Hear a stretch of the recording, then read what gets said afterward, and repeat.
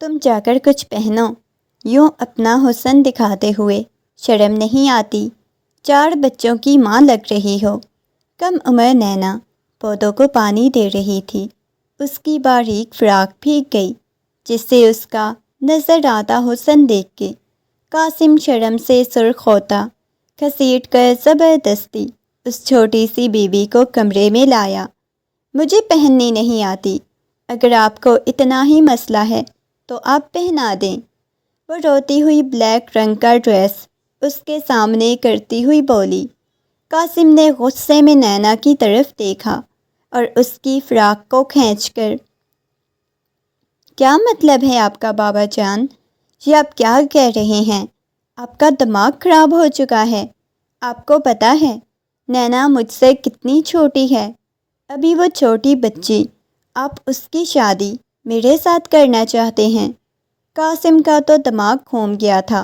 دیکھو، وہ یتیم بھانجی ہے میری، اور میں چاہتا ہوں کہ تمہارا اس کے ساتھ نکاح ہو جائے۔ یہ سن کے وہ نفی میں سر ہلانے لگا۔ نہیں بابا، میں کسی قیمت پہ نینا کے ساتھ شادی نہیں کروں گا۔ نینا سے شادی نہیں کروں گا۔ آپ کو پتہ ہے میں ایک مرد ہوں اور میری ضروریات اپنی بیوی سے وابستہ ہوں گی، اور آپ تو جانتے ہیں وہ تو ابھی عمر میں مجھ سے اتنی چھوٹی ہے، مجھے تو کہیں سے وہ بالغ بھی نہیں لگ رہی، اور آپ کہہ رہے ہیں کہ میں اس کے ساتھ شادی کر لوں۔ نہیں بابا، وہ نفی میں سر ہلانے لگا۔ وہ میں یتیم بھانجی، تمہیں اس کے ساتھ ہی شادی کرنی ہوگی، یہ میرا آخری فیصلہ ہے۔ آج سے گھر میں شادی کی تیاریاں شروع ہو رہی ہیں، اور خبردار جو تم نے اس شادی سے انکار کرنے کی کوشش کی۔ آصف صاحب کی بات سن کے وہ نفی میں سر ہلاتا ہوا اپنے کمرے کی طرف چلا گیا۔ اس نے لاکھ منع کیا تھا، مگر اس کے باوجود گھر میں شادی کی تیاریاں ہو رہی تھی۔ نینا جب سے یہاں پہ آئی تھی وہ اس کے ساتھ کافی زیادہ اٹیچ ہو گئی تھی، زیادہ وقت اس کے کمرے میں گزارتی تھی، اور یہ دیکھتے ہوئے آصف صاحب نے اس کا رشتہ اپنے بیٹے کے ساتھ طے کر دیا، جبکہ قاسم کو یہ سب بہت فضول لگ رہا تھا۔ رات کا وقت تھا، وہ لیپ ٹاپ گود میں رکھے آفس کا کام کر رہا تھا۔ جب نینا کمرے میں داخل ہوئی، اس نے نگاہیں اٹھا کے نینا کو دیکھا، اور آج نینا کو دیکھتے ہی اس نے پہلے کی طرح اسے محبت سے نہیں بلایا، نہ اسے اپنے پاس آنے کا کہا، نہ اسے باہر آئس کریم کھلانے لے جانے کے لیے کہا۔ نینا مسکراتے ہوئے اس کے پاس آئی، اس کی گود سے لیپ ٹاپ نکالنے لگی اور اس کی حرکت دیکھنے لگا۔ وہ سنجیدگی سے گویا ہوا، یہ کیا کر رہی ہو؟ نینا ہمیشہ کی طرح آ کے اس کی گود میں بیٹھ گئی، کہنے لگی، آپ کو پتہ ہے آج اسکول میں کیا ہوا تھا؟ وہ مسکراتے ہوئے بولی، اور اس کی بات سن کے اسے خود سے دور کرنے لگا۔ نینا، وہ نرمی سے گویا ہوا، نینا کو ڈانٹنا نہیں چاہتا تھا۔ نینا پلیز اپنے کمرے میں یہاں سے چلی جاؤ، مگر نینا یوں اس کی گود میں بیٹھی ہوئی تھی اور اسے عجیب سا محسوس ہو رہا تھا۔ پہلے بھی وہ آ کے بیٹھی تھی، مگر پہلے کبھی اسے خود سے یوں جھٹکا نہیں تھا، مگر آج وہ اسے خود سے دور کرنے کے لیے کوشش کر رہا تھا۔ اس کے گلے میں باہیں ڈالتے ہوئے اپنے لب اس کی گال پہ رکھے، مسکراتے ہوئے کہنے لگی، میں اچھی بچی ہوں نا؟ آپ کہتے ہیں نا کہ میں اچھی بچی ہوں، اب مجھے باہر آئس کریم کھلانے کے لیے لے جائیں نا؟ وہ مسکراتے ہوئے بولی، اور اس کی بات سن کے وہ کہنے لگا، نینا، میں نے کیا بولا ہے کہ کافی رات ہو گئی ہے، اپنے کمرے میں چلی جاؤ۔ لیکن پہلے بھی تو ہم اس وقت جاتے تھے نا، پلیز مجھے لے جائیں۔ وہ آنکھوں میں نمی لیے بولی، اور وہ حیرت سے اس کی طرف دیکھنے لگا۔ نہیں نا؟ اب کی بار وہ غصے میں چلایا تو نینا کا دل سوکھے پتے کی مانند لرزنے لگا۔ وہ جلدی سے اٹھ کے اس سے دور ہو گئی، اس کی آنکھوں میں سے آنسو بہنے لگے۔ وہ جا کے اس کے بیڈ پہ لیٹی، بچوں کی طرح رونے لگی۔ وہ ایسے ہی کرتی تھی۔ جب بھی وہ اسے ڈانٹتا تھا وہ اس کے بیڈ پہ روتی روتی سو جاتی تھی، اور وہ کتنی دیر تک محبت سے اس کے بالوں میں انگلیاں چلاتا رہتا تھا۔ وہ آہستگی سے اس کے پاس آیا۔ اب کی بار اسے بہت برا لگا تھا۔ ان سب میں نینا کی تو کوئی غلطی نہیں تھی۔ اس نے نینا کو کیوں ڈانٹ دیا تھا؟ وہ چلتا ہوا اس کے پاس آیا۔ نینا، میری بات سنو۔ وہ نرمی سے گویا ہوا۔ نہیں، مجھے آپ سے کوئی بات نہیں کرنی، چلے جائیں یہاں سے۔ وہ 15 سال کی تھی۔ اس کے باوجود بھی وہ بہت چھوٹی بچی معلوم ہوتی تھی۔ نینا بچے، میری بات سنو۔ وہ دوبارہ سے محبت سے بولا اور اسے اٹھاتا ہوا اپنے قریب کر لیا، اسے اپنے سینے سے لگا لیا۔ رونا بند کرو۔ وہ دھیرے دھیرے اس کی پشت کو سہلانے لگا تو وہ اس کے سینے سے چپکی، اس کی قمیض کو اپنے ہاتھوں میں شدت سے دبوچ لیا۔ آپ بہت برے ہو، آپ ہمیشہ میرے ساتھ ایسے کرتے ہو۔ اس کے لب کپکپا رہے تھے۔ وہ محبت سے اس کی پیشانی پہ بوسہ دے گیا۔ چلو شاباش، اپنے کمرے میں جاؤ۔ آپ کو پتہ ہے، ماموں جان بول رہے تھے میری شادی آپ کے ساتھ ہونی ہے۔ اب تو میں آپ کی بیوی بن جاؤں گی، پھر میں ہمیشہ آپ کے کمرے میں رہوں گی۔ وہ مسکراتے ہوئے بول رہی تھی۔ اس کی آنکھوں میں چمکتی ہوئی روشنی۔ وہ جانتا تھا شاید اسے شادی کے بارے میں کچھ بھی نہیں پتہ کہ شادی ہوتی کیا ہے، نہ ہی شادی کے وہ تقاضے جانتی تھی۔ اس وجہ سے وہ اتنی زیادہ خوش ہو رہی تھی۔ اسے کمرے میں جانے کا کہا۔ نہیں، مجھے آج آپ کے کمرے میں ہی سونا ہے۔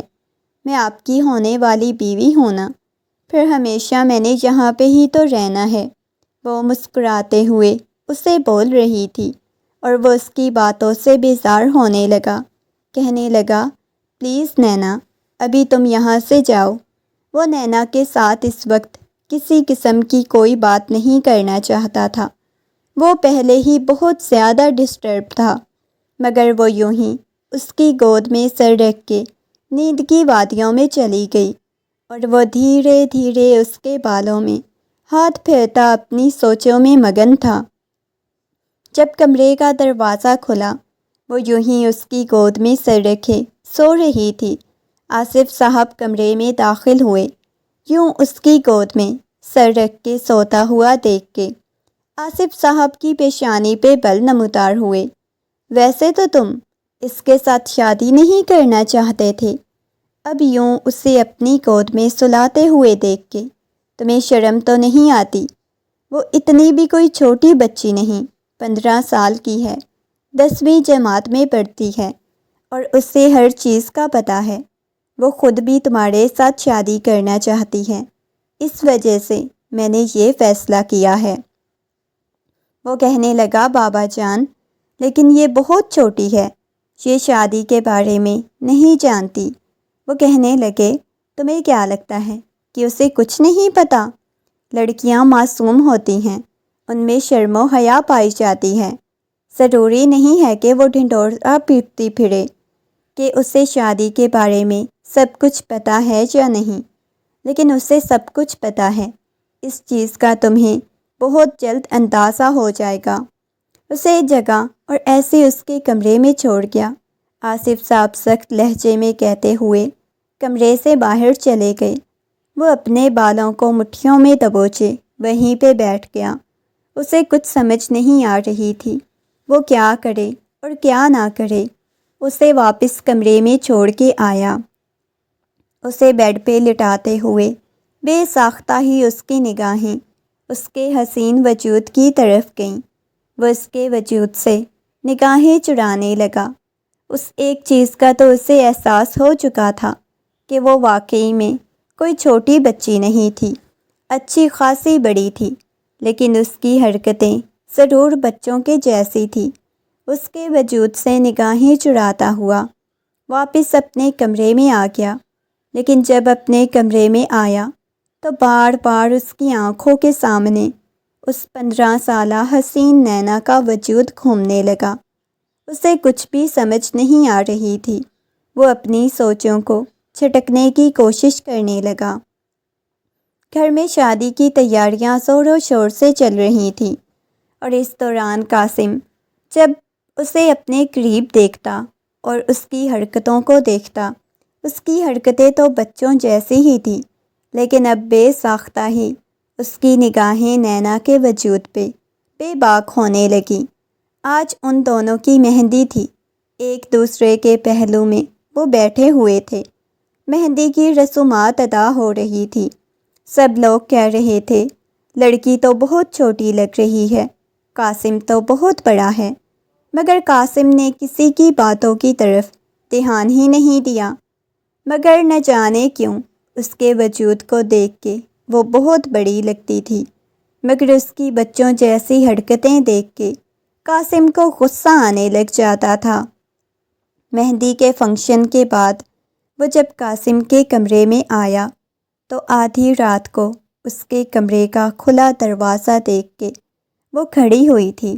ایک دم سے چلتے ہوئے اس کے پاس آئی، مسکراتے ہوئے آ کے قاسم کے سینے سے لگ گئی۔ قاسم نے اسے دور کیا۔ یہ کیا بدتمیزی ہے؟ قاسم تھوڑا سخت لہجے میں بولا تو وہ منہ پھلاتے ہوئے نیچے والا ہونٹ لٹکا کے کہنے لگی، آپ ابھی سے مجھے ڈانٹنے لگ گئے ہیں۔ پتہ ہے آپ کی مما کہہ رہی تھی، آپ مجھے ہمیشہ ڈانٹیں گے، آپ مجھے ماریں گے بھی، آپ ایسا کریں گے؟ وہ منہ پھلاتے ہوئے اس سے پوچھنے لگی، نینا دیکھو، مما کی باتوں پہ دھیان مت دیا کرو، اور ویسے بھی کافی رات ہو گئی ہے، صبح مجھے جلدی اٹھنا ہے، میں سونے لگا ہوں، تو آپ اپنے کمرے میں جاؤ۔ وہ نرمی سے نینا کو سمجھانے لگا۔ میں آپ کے کمرے میں ہی سو جاؤں کیا؟ وہ بیڈ کی طرف دیکھتے ہوئے بولی۔ وہ کہنے لگا، نینا، آپ اتنی چھوٹی بچی نہیں ہو کہ جو آپ کو پتہ نہ ہو، میں آپ کے لیے ابھی تک محرم نہیں ہوں۔ کل جب آپ میرے کمرے میں آؤ گی نا، پھر میں تمہیں اچھی طرح سمجھاؤں گا کہ میں ہوں کیا۔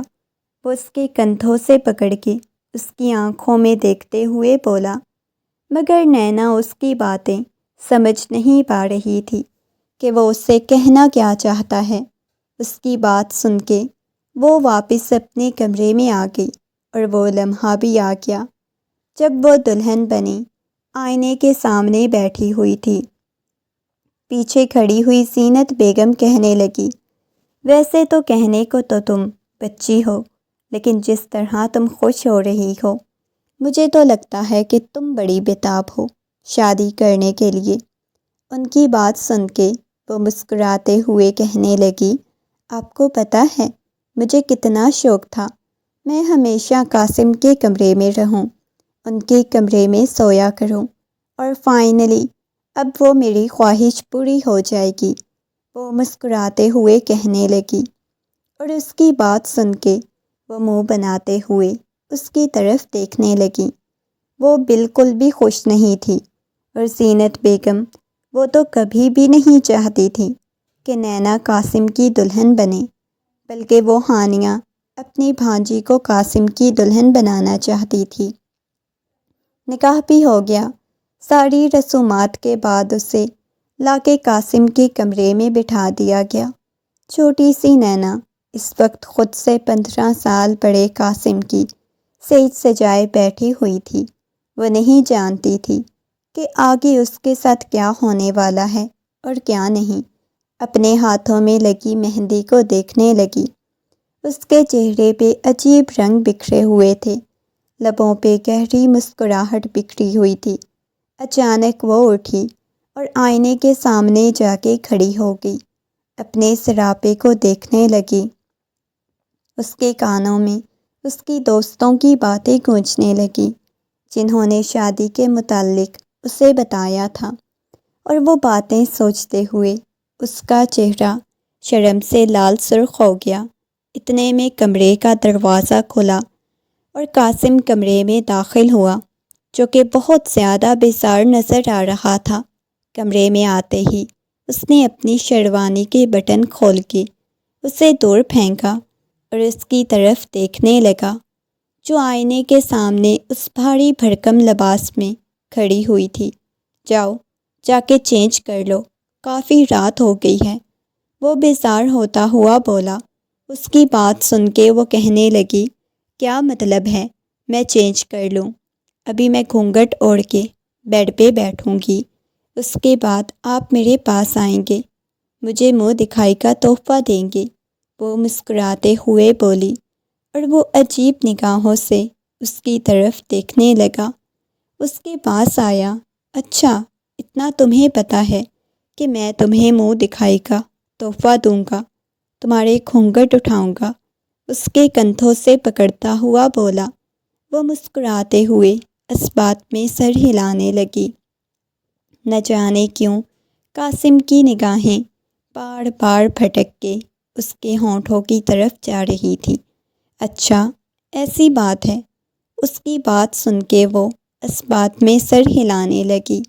اس وقت بھی وہ معصوم بچی لگ رہی تھی، مگر قاسم کی نگاہوں سے کوئی اسے دیکھتا تو وہ بچی نہیں تھی، اچھی خاصی بڑی تھی۔ قاسم کی نگاہیں اس کے وجود کے آر پار ہو رہی تھیں۔ قاسم نے اسے منہ دکھائی کا تحفہ دیا اور ایک دم سے اس کے کندھوں سے پکڑ کے اس کے قریب ہوا۔ اس نے قاسم کی قمیض کو اپنے ہاتھوں میں دبوچ لیا۔ وہ ان سب کے لیے تیار نہیں تھی۔ اچانک اس ہونے والے حملے پر وہ بہت زیادہ ڈر گئی۔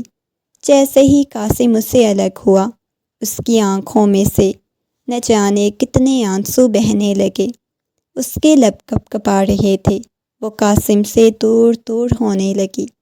اب کی بار قاسم کو اپنی غلطی کا احساس ہوا تو وہ اس سے تھوڑا دور ہو کے بیٹھ گیا۔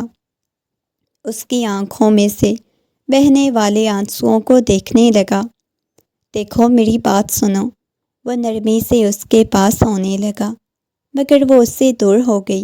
آپ میرے پاس مت آئیے گا، وہ دور ہوتے ہوئے بولی۔ دیکھو میری بات سنو، وہ نرمی سے اس کے ہاتھ کو پکڑ کے اپنے قریب کرتا ہوا بولا۔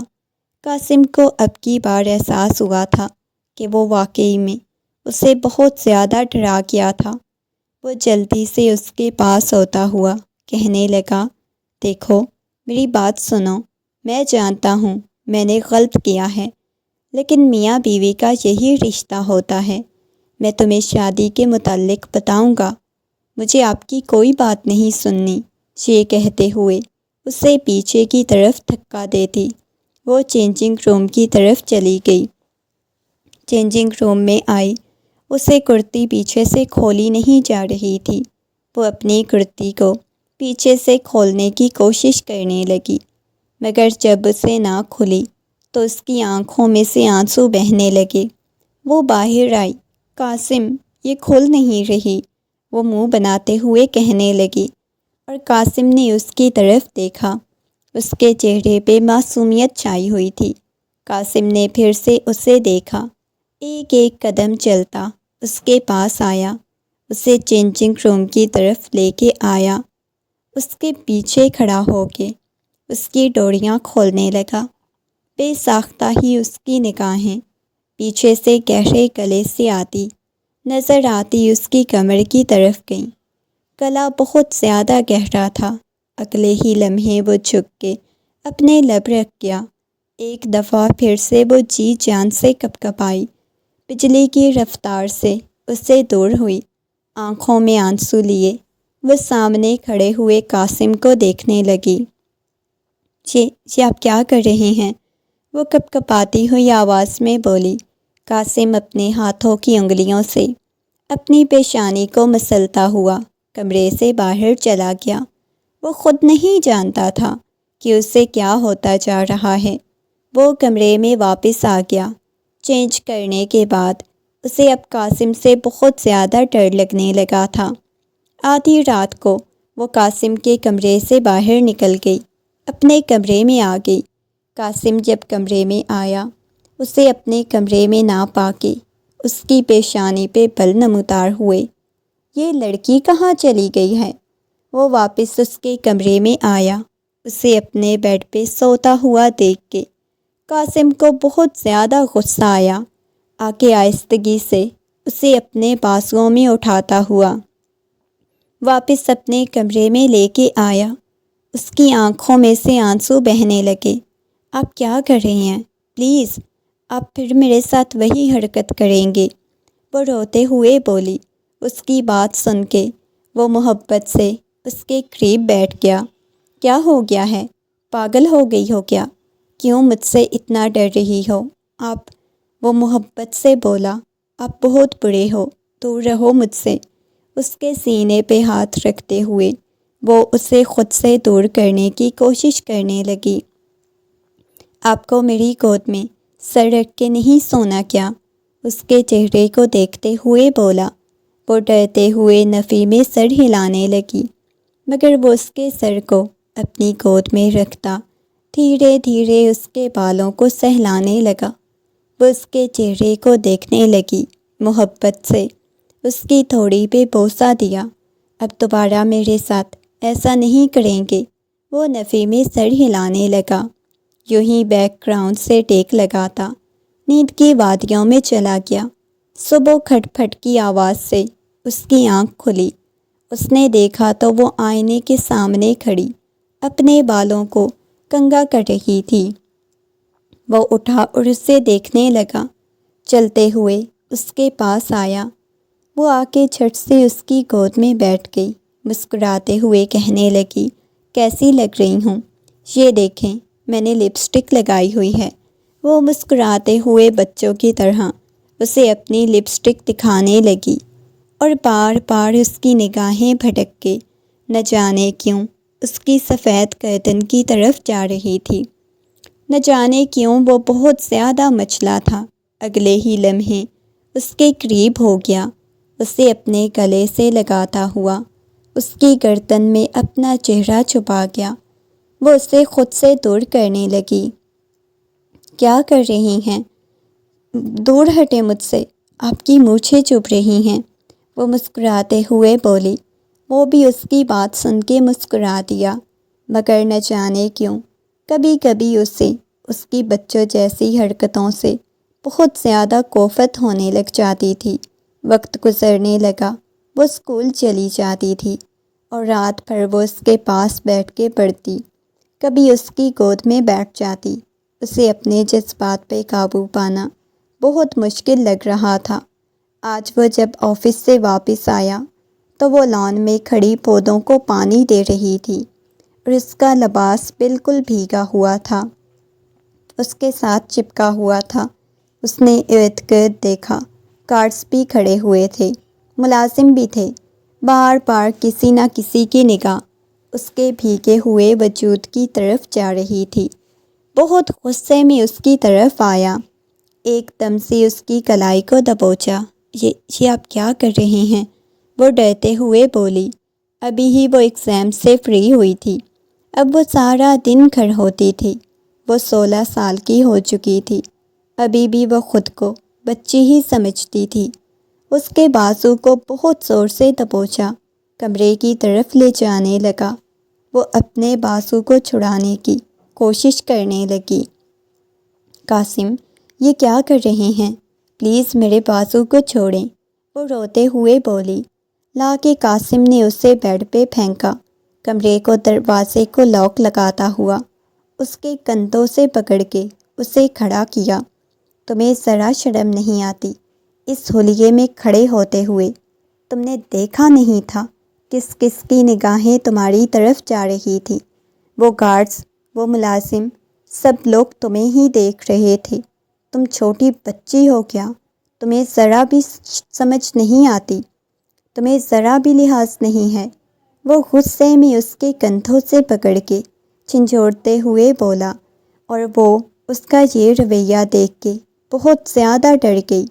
آج کے بعد میں نے تمہیں ایسے لباس میں دیکھ لیا تو جان نکال لوں گا تمہاری۔ قاسم کے اس طرح غصہ کرنے پہ اس کی آنکھوں میں سے آنسو بہنے لگے۔ وہ روتے ہوئے اس کے سینے سے لگ گئی اور کہنے لگی، آپ ہمیشہ مجھے ڈانٹتے ہیں، آپ میرے ساتھ ایسا کیوں کرتے ہیں؟ میں آپ سے بہت زیادہ محبت کرتی ہوں۔ آپ کو پتہ ہے ماما بابا کی بات، اگر مجھے کسی نے سنبھالا ہے تو وہ آپ ہیں۔ مجھے آپ سے بہت زیادہ محبت ہے، اس کے باوجود آپ مجھے ہر وقت ڈانٹتے کیوں ہیں؟ آپ ڈانٹتے ہیں، میں محبت کرتی ہوں، اس وجہ سے آپ مجھے ڈانٹتے ہیں۔ آنکھوں میں آنسو لیے وہ اس کی طرف دیکھتے ہوئے محبت سے اسے پوچھ رہی تھی، اور آج پہلی دفعہ اسے یہ احساس ہوا تھا کہ جب سے وہ اس کی زندگی میں شامل ہوئی تھی، وہ ہمیشہ اسے ڈانٹتا ہی آیا تھا، کبھی اس نے محبت سے بات نہیں کی تھی، ہمیشہ اسے خود سے دور چھٹکتا تھا، کیونکہ وہ خود جانتا تھا کہ وہ اپنے جذبات پہ قابو نہیں پا سکتا۔ مجھے پتہ ہے آپ میرے ساتھ ایسا کیوں کرتے ہیں، میں آپ کو آپ کا حق نہیں نہ دیتی، میری دوستوں نے مجھے بتایا ہے آپ اس وجہ سے ایسا کہتے ہیں، آپ کی مما بھی کہتی ہے انہیں پوتے پوتیاں چاہئیں، اس وجہ سے ایسا کہتے ہیں۔ آپ مجھ سے اپنا حق لینا چاہتے ہیں تو لے سکتے ہیں، ویسے بھی اب میں اسکول نہیں جانا چاہتی، مجھے چھٹیاں ہو گئی، آگے میں نے کالج چلے جانا ہے۔ میں واقعی میں کوئی چھوٹی بچی نہیں ہوں، 16 سال کی ہوں۔ مجھے معلوم ہے شادی کیا ہوتی ہے، میاں بیوی کا رشتہ کیا ہوتا ہے، اور آپ نے شاید نوٹ ہی نہیں کیا، میں خود آپ کے پاس آتی ہوں، رات کو بھی کتنی دفعہ آپ کے سینے سے لگی ہوں۔ اگر آپ کو میری طلب ہے، میری ضرورت ہے تو آپ اپنی ضروریات مجھ سے پوری کر سکتے ہیں۔ وہ روتے ہوئے اس کے سینے پہ اپنا سر رکھے بولی ہوئی تھی، کہیں سے بھی یہ وہ بچوں کی حرکتوں والی نینا نہیں لگ رہی تھی، اور اس کی باتیں سن کے وہ شخص شرمندگی میں مبتلا ہو گیا، آہستگی سے اس کے گرد بازوؤں کا حصار قائم کرتا ہوا کہنے لگا، نہیں میری جان، ایسی بات نہیں ہے، آپ ہمیشہ میرے قریب ہیں، مجھ سے دور جانے کی کوشش کرتے ہیں، لیکن میں تو کچی عمر کی ہوں نا، مجھے آپ سے محبت ہو گئی ہے، میں آپ کے بغیر نہیں رہ سکتی، تھوڑی سی بھی مجھ سے غصے میں بات کرتے ہیں تو مجھے بہت زیادہ تکلیف ہوتی ہے، مجھے یہاں پہ تکلیف ہوتی ہے۔ اس کے ہاتھ کو پکڑ کے اپنے دل والی جگہ پہ رکھا تو وہ مسکراتے ہوئے اسے اپنے بازوؤں کے حصار میں بھر گیا، محبت بھرا بوسہ اس کی پیشانی پہ دے دیا۔ آپ کو پتہ ہے آپ کی مما مجھے ہر وقت ڈانٹتی ہیں، وہ کہتی ہیں وہ ہانیہ کو آپ کی دلہن بنائیں گی۔ اس کے بازو سے پکڑ کے اسے صوفے پہ بٹھایا، اس کے گھٹنوں کے پاس بیٹھتا کہنے لگا، میری جان، میرا بچہ، میری زندگی، میں تمہارے علاوہ کبھی کوئی بھی نہیں آئے گا، صرف تم ہی ہو۔ یہ کہتے ہوئے محبت بھرا بوسہ اس کی پیشانی پہ دیا۔ اس کے بعد وہ اس کا خیال رکھنے لگا، اس کا کالج میں ایڈمیشن ہو گیا۔ آہستہ آہستہ گھر والوں کا رویہ اس کے ساتھ ٹھیک ہونے لگا۔ پہلے پہل زینت بیگم نے اسے قبول نہیں کیا تھا، لیکن اب زینت بیگم کا بھی وہ خیال رکھتی، ان کے آگے پیچھے گھومتی تھی۔ وہ جانتی تھی اگر اس نے سب کی نظر میں اچھا بننا ہے تو سب سے پہلے اسے زینت بیگم کی نظر میں اچھا بننا ہوگا۔ آدھی رات کو وہ زینت بیگم کے پاؤں دبا رہی تھی، وہ کہنے لگی، بیٹا بس کر دو، اب اپنے کمرے میں چلی جاؤ۔ آنٹی ایک بات پوچھوں؟ وہ نگاہیں جھکاتے ہوئے بولی۔ تو زینت بیگم تھوڑی حیران ہوئی۔ ہاں جی پوچھو۔ آنٹی آپ کبھی مجھے اپنے بیٹے کی زندگی سے تو نہیں نکالیں گی نا؟ اس نے نرمی سے پوچھا تو وہ مسکراتے ہوئے کہنے لگی، نہیں میرا بیٹا، میں کبھی بھی آپ کو اپنے بیٹے کی زندگی سے نہیں نکالوں گی۔ میرا بیٹا آپ کے ساتھ خوش ہے تو آپ بھی اسے خوش رکھو، اب اپنے کمرے میں جا سکتی ہو۔ یہ کہتے ہوئے اسے کمرے میں جانے کا اشارہ کیا۔ وہ جب کمرے میں آئی تو وہ بلکنی میں کھڑا ہوا تھا، ایک دم سے اس کے پاس آئی، پیچھے سے اسے اپنے بازوؤں کے حصار میں لیا۔ اس نے مڑ کے دیکھا، ایک دم سے اس کی کمر پہ ہاتھ رکھتا اس کے اوپر جھک گیا، اس کی سانسوں میں اپنی سانسیں کھولنے لگا تو انہوں نے آنکھیں بند کی ہوئی تھی، ایک دوسرے کے لمس کو محسوس کر رہے تھے۔ بس اب میرے صبر کا پیمانہ لبریز ہو چکا ہے، اب میں تم سے اپنا حق لینا چاہتا ہوں۔ ویسے بھی ہماری شادی کو 3 سال ہو چکے ہیں اور ان 3 سالوں میں نے تم سے بے پناہ محبت کی۔ وہ مسکراتے ہوئے بولا۔ اس کی بات سن کے وہ اسے اپنا آپ اس کے حوالے کر گئی، اسے اپنی باہوں میں اٹھاتا ہوا وہ محبت سے اسے بیڈ تک لے کے آیا، بیڈ پہ لٹاتا ہوا محبت بھرا بوسہ اس کی پیشانی پہ دیا اور اسے شدت سے اپنے بازوؤں کے حصار میں قید کر لیا۔ وہ آنکھیں بند کرتی ہوئی اپنا آپ اس کے حوالے کر گئی، مسکراتے ہوئے کہنے لگی، بہت شکریہ مجھے مکمل کرنے کے لیے، اور وہ دونوں ایک دوسرے میں کھونے لگے۔ کمرے میں ان کی بھاری سانسوں کی آواز اور اس شخص کی محبت بھری سرگوشیاں باقی تھیں، اور وہ چھوٹی سی لڑکی جو اب اس کی زندگی میں شامل ہوئی تھی، وہ اب اس کا مکمل طور پہ عشق بن گئی تھی۔ وہ دونوں ایک دوسرے کے ساتھ